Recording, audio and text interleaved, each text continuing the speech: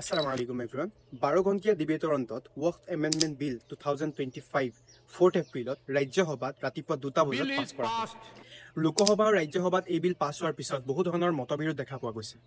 মোক বহুত মানুহে ৰিকুৱেষ্ট কৰিছিলে এই বিলৰ ওপৰত দুটামান কথা শ্বেয়াৰ কৰিবৰ কাৰণে। মই এজ এ ভাৰতীয় মুছলিম হিচাপে মই আপোনালোকৰ আগত দুটামান কথা শ্বেয়াৰ কৰি দিম। ফাৰ্ষ্ট আমি চাওঁ হওক ৱকফ মানে কি হয়। ৱকফ হৈছে এটা ৰিলিজিয়াছ প্ৰেক্টিছ হয়, যি ৰিলিজিয়াছ পাৰ্পজৰ কাৰণে আল্লাহৰ নামত ডনেট কৰা হয়। তাকে ৱকফ বুলি কোৱা হয়। ডেট মিনছ আমাৰ যিসকল পূৰ্বপুৰুষ আছিলে তেওঁলোকে মুছলমানসকলৰ উন্নতিৰ কাৰণে, মছজিদৰ কাৰণে, কবৰস্থানৰ কাৰণে, ঈদগাহৰ কাৰণে, স্কুলৰ কাৰণে বা কলেজৰ কাৰণে যিবোৰ বস্তু ডনেট কৰি গ'ল, যিবোৰ প্ৰপাৰ্টি ডনেট কৰি গ'ল, তাকে ৱকফ বুলি কোৱা হয়। ইয়াৰ যদি আমি হিষ্টৰিকেল বেকগ্ৰাউণ্ড চাওঁ তেনেহ'লে আমি গম পাওঁ এই ৱকফৰ যিটো প্ৰক্ৰিয়া আল্লাহৰ নবী সাল্লাল্লাহু আলাইহি ওয়াসাল্লামৰ জামানাৰ পৰা চলি আহিছে। আৰু ৰিচেণ্টলি আমি যদি চাওঁ দিল্লী চালতানাতত এজন বাদশ্বাহ আছিলে যাৰ নাম মঈজুদ্দিন শ্বাম বুলি। তেওঁ দুখন ভিলেজ ৱকফ কৰিছিলে আল্লাহৰ নামত। ফাৰ্ষ্ট যিটো এক্ট অনা হ'ল 1954ত অনা হ'ল, দেন 1995ত এক্ট অনা হ'ল, আৰু 1995ৰ যিটো এক্ট হয় তাক এমেণ্ড কৰিবলৈ এখন বিল অনা হৈছে যাক আমি ৱকফ এমেণ্ডমেণ্ট বিল বুলি কওঁ। প্ৰথমতে আমি চাওঁ হওক ৱকফ বিলত আছে কি যাৰ কাৰণে ইমান মতবিৰোধ দেখা পোৱা গৈছে। এই 5টা পইণ্ট ডিছকাছ কৰাৰ আগত মই আপোনালোকৰ আগত এটা বস্তু ৰাখিব বিচাৰিছো। বহুত মানুহে কৈ আছে যে ৱকফ বৰ্ডখন ইণ্ডিয়াৰ 3rd লাৰ্জেষ্ট লেণ্ড অনাৰ বুলি কৈছে, কিন্তু ই কিমানলৈকে সত্য? এটা ৰিপৰ্ট উলিয়াইছিলে 2006ত social, economic and educational status of Muslim কমিউনিটিত। গোটেই ভাৰতৰ যিমানখিনি ৰাজ্য আছে মিলাই পেলাই ৱকফ বৰ্ডৰ ওচৰত 4,91,000 প্ৰপাৰ্টিজ আছে বুলি কৈছিলে, আৰু 6 লাখ একৰ মাটি আছে বুলি কৈছিলে।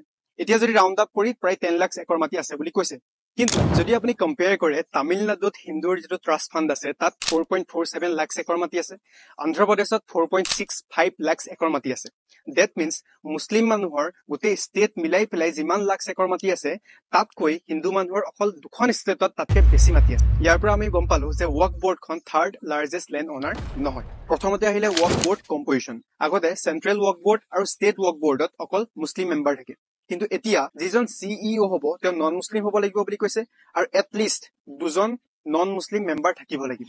ইয়াক লৈ পেলাই বহুত মানুহে ক্ৰিটিচাইজ কৰিছে যে আৰ্টিকল 14, 15 আৰু 26ৰ ভাইলেশ্যন হয়। ইয়াৰ দ্বাৰা ধাৰ্মিক যিটো নিৰপেক্ষতা তাক উলংঘন কৰাৰ প্ৰতীত হৈছে, আৰু সংখ্যালঘুসকলৰ বিপৰীত দেখা গৈছে, তেওঁলোকৰ ৰিলিজিয়াছ এফেয়াৰ্ছবোৰত হস্তক্ষেপ কৰাৰ দৰে দেখা গৈছে। তো এনেকুৱা ধৰণৰ পইণ্ট আউট কৰিছে। ইন প্ৰিভিয়াছ কেছ মুছলিম মানুহেও ডনেট কৰিব পাৰিছিলে ৱকফ বৰ্ডক, আৰু নন মুছলিম মানুহেও ডনেট কৰিব পাৰিছিলে ৱকফ বৰ্ডক। কিন্তু এতিয়া অকল মুছলিম মানুহে, যিবোৰ মানুহ প্ৰেক্টিচিং মুছলিম হ'ব তেওঁলোকেহে ডনেট কৰিব পাৰিব, আৰু যিবোৰ নন মুছলিম হ'ব তেওঁলোকে ডনেট কৰিব নোৱাৰে। যিসকল হিন্দু আছে তেওঁলোকে এইটো বিচাৰিবনে যে আপোনালোকে যিবোৰ দান বৰঙণি আগবঢ়াইছে সেই দান বৰঙণিবোৰ মুছলিম মানুহে মেনেজ কৰক? বহুত মানুহে নিবিচাৰিব। আপোনালোকে বিচাৰিব যে আমাৰ যিবোৰ দান বৰঙণি হওক, আমাৰ মানুহ আছে আমাৰ মানুহে কৰক। ঠিক তেনেকে মুছলিম মানুহেও বিচাৰে যে মুছলিম মানুহৰ যিবোৰ দান বৰঙণি আছে মুছলিম মানুহে মেনেজ কৰক। একেই কথা ৰাম জন্মভূমি ট্ৰাষ্ট ফাণ্ডতো লিখা আছে তাৰ যিসকল কৰ্মকৰ্তা আছে সৰু হওক বা ডাঙৰ হওক সকলো হিন্দু হ'ব লাগিব। ঠিক তেনেকে ৱাকফৰ ক্ষেত্ৰতো একেটাই আছিলে, তাৰ যিসকল মেম্বাৰ আছিলে তেওঁলোক মুছলিম হ'ব লাগিব। ছেকেণ্ড পইণ্টটো আছিলে ডিস্পিউটক লৈ পেলাই, এটা প্ৰপাৰ্টি গভৰ্ণমেণ্টৰ প্ৰপাৰ্টি হ'ব নে ৱকফৰ প্ৰপাৰ্টি হ'ব নে প্ৰাইভেট প্ৰপাৰ্টি হ'ব, সেই গোটেই কেছটো ছল্ভ কৰিছিলে ৱকফ ট্ৰিবিউনেলে, য'ত তেওঁলোকক ইণ্ডিপেণ্ডেণ্টলি ছল্ভ কৰিবলৈ দিয়া হৈছিলে যাতে একো প্ৰেচাৰাইজ নথকাকে। এজন চিটিং জাজ আছিলে যিজন নন মুছলিম হ'ব পাৰে, এজন চিভিল অফিচাৰ আছিলে নন মুছলিম হ'ব পাৰে, এজন এক্সপাৰ্ট আছিলে সেই এক্সপাৰ্টজনো নন মুছলিম হ'ব পাৰে। তেওঁলোকক সেই দায়িত্বটো দিয়া হৈছিলে। এতিয়া তেওঁলোকৰ পৰা সেই দায়িত্বটো নি পেলাই এজন ডিষ্ট্ৰিক্ট কালেক্টৰক দি দিয়া হ'ল, আৰু ইয়াক লৈ পেলাই বহুত ক্ৰিটিচাইজ কৰা দেখা গৈছে। কোৱা হৈছে যে ডিষ্ট্ৰিক্ট কালেক্টৰক ষ্টেট গভৰ্ণমেণ্টে এপইণ্ট কৰিব, আপোনালোকৰে মানুহ হ'ব, তো হয়তো এটা বায়েষ্ট ডিচিশ্যন হ'ব পাৰে। তো ইয়াক লৈ পেলাই ক্ৰিটিচাইজ কৰা দেখা গৈছে। আগতে ডিষ্ট্ৰিক্ট মেজিষ্ট্ৰেট বা ডিষ্ট্ৰিক্ট কালেক্টৰৰ ওচৰত এই সম্পৰ্কত একো পাৱাৰ নাথাকে, কিন্তু এতিয়া যদি তেওঁ বিচাৰে কোনোবা এটা প্ৰপাৰ্টি কেঞ্চেল আউট কৰিবলৈ ৱাকফৰ পৰা, তেনেহ'লে তেওঁ কেঞ্চেল আউট কৰিব পাৰিব। থাৰ্ড পইণ্টটো বহুত ইম্পৰ্টেণ্ট পইণ্ট হয়, removal of waqf by users. Suppose যদি কোনোবা এজন মানুহে কিবা এটা প্ৰপাৰ্টি ৱকফ কৰিলে আল্লাহৰ নামত, যদি তাৰ ডকুমেণ্টেশ্যন নাই, ডেট মিনছ ৰিটেনত যদি একো লিখা হোৱা নাই কিয় কৰিছিলে, ক'ত কৰিছিলে, কাক কৰিছিলে, আৰু তাত যদি কিবা ৰিলিজিয়াছ প্লেচ বনোৱা হ'ল, মছজিদ বনিলে, কবৰস্থান বনিলে, ঈদগাহ বনিলে, যদি ইউজ হৈ আছে বুলি আগলৈ ইউজ হৈ থাকিব, এনেকুৱা নহ'ব। এতিয়া প্ৰপাৰ ডকুমেণ্টেশ্যন লাগিব। এই পইণ্টটোক লৈ পেলাই বহুত মানুহে ক্ৰিটিচাইজ কৰিছে, যিহেতু অতীতত এনেকুৱা একো ডকুমেণ্টেশ্যন নাথাকে। বহুত মানুহে মুখৰ দ্বাৰা প্ৰচলিত হয় যে তোমাক দি দিলো কিবা এটা বস্তু আৰু মানুহে লৈ ল'লে, তেনেকে চলি আহি থাকে। এতিয়া সেইবোৰ বস্তু ডকুমেণ্টেশ্যন ক'ৰ পৰা আনিব? আৰু এটা টাইম ফ্ৰেম দিছে 6 মান্থৰ, আৰু এটা ডাটাবেছ দিছে, তাত এণ্ট্ৰি কৰিব লাগিব। আৰু 6 মান্থতকে যদি দেৰি হয় ৰিকুৱেষ্ট কৰিলে কেইমাহমান বঢ়াই দিব, আৰু তাতকেও যদি দেৰি হয় চৰকাৰে হস্তক্ষেপ কৰি ল'ব, আৰু হস্তক্ষেপ কৰাৰ পিছত আপুনি কোৰ্টত গৈ পেলাই চেলেঞ্জো কৰিব নোৱাৰে। তো সেইটো এটা বহুত ডাঙৰ এটা ইছ্যু হয়, যিটোক লৈ পেলাই বহুত মানুহে ক্ৰিটিচাইজ কৰিছে। এতিয়া যদি মই যিসকল মানুহ হিন্দু হয় তেওঁলোকক কওঁ, আপোনালোকৰ যিবোৰ মন্দিৰ হয়, যিবোৰ কাগজ পত্ৰ নাই, সেইবোৰ 6 মান্থৰ টাইম দিছো, তাক কাগজ পত্ৰ আপোনালোকে ক্লিয়াৰ কৰক, আৰু যদি ক্লিয়াৰ নকৰে মন্দিৰৰ যিটো ষ্টেটাছ আছে সেই ষ্টেটাছটো নাইকিয়া হৈ যাব, তেনেহ'লে আপোনালোকে বিচাৰিব নে এনেকুৱা হোৱাটো? নিশ্চয় নিবিচাৰে। ঠিক তেনেকে আমিও নিবিচাৰো যে আমাৰ মছজিদ বা আমাৰ ঈদগাহবোৰৰ ষ্টেটাছ নাইকিয়া হওক। কিন্তু এটা কথা মনত ৰাখিব, এই যিমানবোৰ প্ৰব্লেম ক্ৰিয়েট হৈ আছে আমাৰ নিজৰ আমালৰ কাৰণে হৈছে। আল্লাহে কুৰাণত ফৰমাইছে, আমাৰ যিবোৰ আমাৰ ওপৰত মুচিবত আহে, যিবোৰ আমাৰ ওপৰত ট্ৰাবলছ আহে, নিজৰ আমালৰ কাৰণে আহে। আজি আপুনি চাওক, ৱাকফখন আহিছিলে কিহৰ কাৰণে? আমাৰ মুছলমানৰ উন্নতিৰ কাৰণে। ইয়াৰ পৰা আমাৰ কিমান উন্নতি হ'ল? আজি ৱাকফৰ ওচৰত 9.3 লাখ একৰ লেণ্ড আছে। তেওঁলোকে সেই লেণ্ডবোৰ ইউজ কৰি কিমান ৰেভিনিউ জেনেৰেট কৰিব লাগিছিলে? 12,000। কিন্তু কিমান ৰেভিনিউ জেনেৰেট কৰে?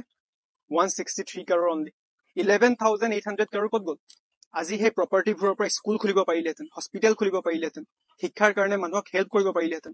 আজি শিক্ষাৰ হাৰ চাওক, আজি 4% এনেকুৱা মানুহ আছে যিয়ে ভাল শিক্ষা গ্ৰহণ কৰে মুছলমানৰ মাজত, বাকী 25% এনেকুৱা মানুহ আছে, ল'ৰা ছোৱালী আছে যিয়ে স্কুল কলেজে নাযায়। আজি দুখীয়াৰ হাৰ 38.4% হয়, যি SC SCতকেও তলত হয়।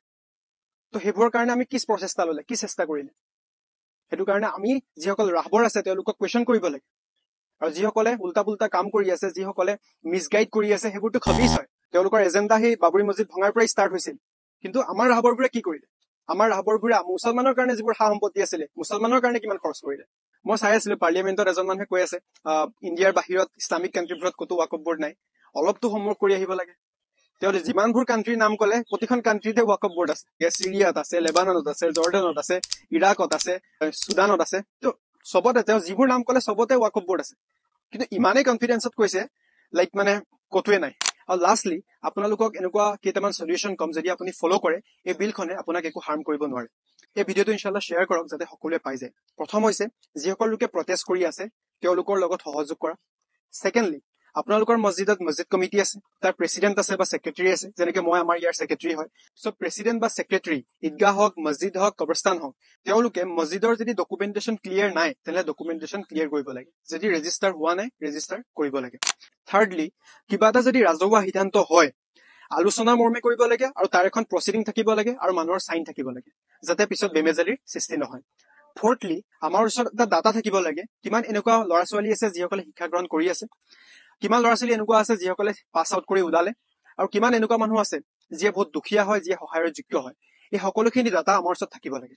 আমি সেই অঞ্চলৰ এজন ইণ্ডিভিজুৱেল হিচাপে আমি নিৰীক্ষণ কৰিব লাগে যে আমাৰ মছজিদ কমিটিয়ে কামবোৰ সুচাৰুৰূপে কৰিছে নে নাই।